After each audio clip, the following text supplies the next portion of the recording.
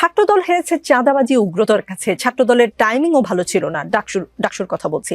তারা প্যানেল দিতে দেরি করেছে, তাদের উগ্রতার প্রমাণ মিলে তারা ভিসিকে যেভাবে ধমক দিয়েছে, টেবিল চাপড়ে, সেখান থেকে শিবির শিক্ষার্থীদের পালস বুঝেছে। ছাত্রদল ব্যস্ত ছিল টেম্পু স্ট্যান্ড দখল নিয়ে। বিভিন্ন জনের মতামতকে নিয়ে একসাথে করে এই যে মন্তব্যগুলো, এগুলোর সাথে কোনো দ্বিমত আছে ব্যারিস্টার রুমিন ফারহানা?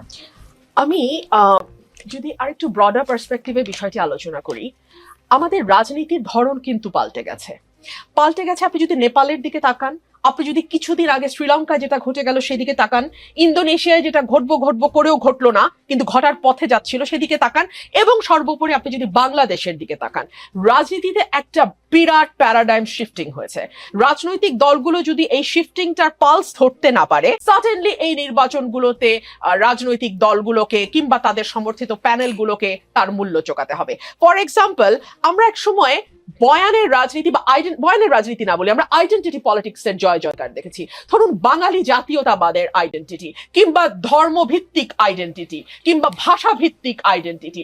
এই আইডেন্টিটি পলিটিক্স, যেটা ফর এক্সাম্পল ভারতের দিকে যদি আপনি তাকান, উগ্র ধর্মভিত্তিক যে রাজনীতি তারা করে যাচ্ছে, তাতে প্রতিদিন তাদেরকে আরো একটু উগ্র, আরো বেশি হিন্দু, আরো একটু বেশি হিন্দু, এটা প্রমাণ করতে গিয়ে তাদেরকে হেন কোনো কুকর্ম নাই যেটার আশ্রয় তাদেরকে নিতে হচ্ছে না।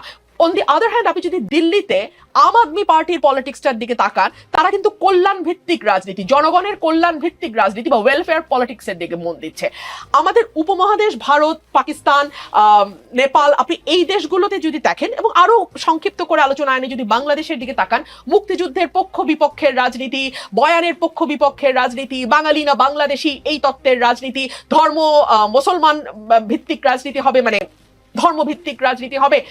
কোনো কিছু ভাববার কোনো অবকাশ নেই। আপনি যেই মন্তব্যগুলো পড়ছিলেন, সেই মন্তব্যগুলো প্রথম আলোতে সম্ভবত গতকালকে এসছে। না, আমি অনেক জায়গায় প্রথম আলো একটা কম্পাইলেশন তৈরি করেছে যে বিভিন্ন জন কিভাবে দেখছে এই ডাকসু নির্বাচনকে। সেখানে অনেকগুলো বিষয় উঠে এসছে। ছাত্র শিবির গত 15 বছর ধরে ছাত্রলীগের ভেতরে ঢুকে গিয়ে বিশ্ববিদ্যালয়ে তাদের কর্মকাণ্ডগুলো চালু রেখেছে, 1। 2 হচ্ছে ছাত্র শিবির বা জামাত, যেটাই আপনি বলেন না কেন, তারা অনেক বেশি সুসংগঠিত এবং ক্যাডার ভিত্তিক একটি সংগঠন।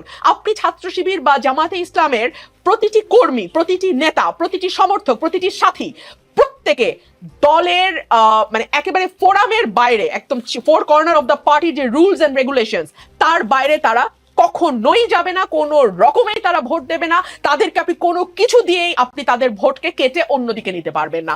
3 হচ্ছে এই যে ওয়েলফেয়ার পলিটিক্সের কথা আমি বলছিলাম, আমি গণমাধ্যমে দেখলাম, এটা তারা আমার জানার কথা না, আমি তো জামায়াত বা শিবিরের সঙ্গে যুক্ত নই। তারা বিভিন্ন জায়গায় স্টুডেন্টদেরকে নানানভাবে সহযোগিতা করেছে। ফর এক্সাম্পল, ওয়াটার পিউরিফায়ার, প্রতিটি হলে হলে তারা ওয়াটার পিউরিফায়ার দিয়েছে। তারা স্টুডেন্টদের যারা হয়তো ততটা আর্থিকভাবে সক্ষম নয়, তাদেরকে, তাদের ভালো ভালো কোচিং সেন্টার আছে, সেই কোচিং সেন্টারগুলোতে তারা বিনা পয়সায় কিংবা কম পয়সায় তাদেরকে কোচিং করিয়েছে। অর্থাৎ স্টুডেন্টদের সুখে দুঃখে একেবারে আজকে থেকে না, এটা 1 বছরের প্রস্তুতি না, কিন্তু এটা জামাতের বহু পুরনো প্রস্তুতি। এখন এটা তাদের গুপ্ত রাজনীতির প্রকাশ্য ফসলও বলতে পারেন আপনি, কিংবা তারা যে দীর্ঘদিন ধরে রাজনীতিটাকে ছাত্রছাত্রীদের সঙ্গে একাত্ম হয়ে করতে পেরেছে, এটা তাদের একটা সফলতাও আপনি বলতে পারেন। তবে আমার কাছে যেটা মনে হয়, যারা পরাজিত হয়েছে তারা ডিনায়ালের মধ্যে না থেকে, কিংবা অস্বীকারের সংস্কৃতি মধ্যে না থেকে, বা কি আওয়ামী লীগের ভোট জামাতে চলে গেছে, এইগুলো কথা বলা না দলকে আরো বিপর্যয়ের মধ্যে ফেলা। কেন ফেলা, আমি আপনাকে একটা হিসাব দিয়ে বুঝাই।